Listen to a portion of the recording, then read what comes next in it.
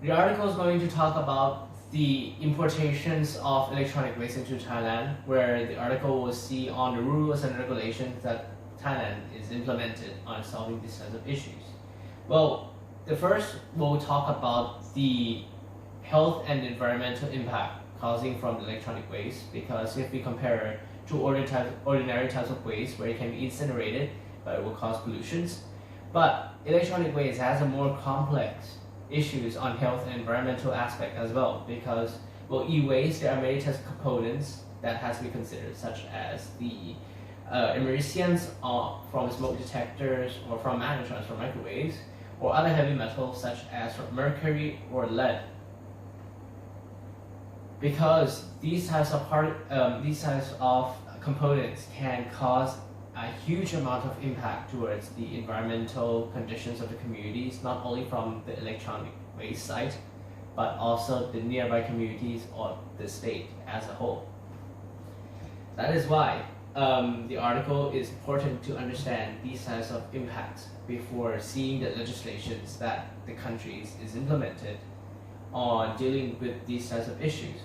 And first is the international law on Basel Conventions. Well, Basel Conventions will deal more on the transboundary movement between Thailand and other countries, where between exporters and importers. And we will look at the Thai legislations, which is the Hazardous Substance Act, BE 2560, which will tackle specifically on the hazardous substance, regardless whether or not it's electronic waste or not. But we will look at components that's used in industries, or any components that can be impacted towards the environment as a whole, which means that electronic waste will be part of hazardous substances. And because we are talking about importations, we will look at the Customs Act on how they deal with measures and conditions on tackling with these types of issues of any illegal traffics of importations of electronic waste. And lastly, the article will tackle on what are the solutions and what are possible legislations that has to be acted.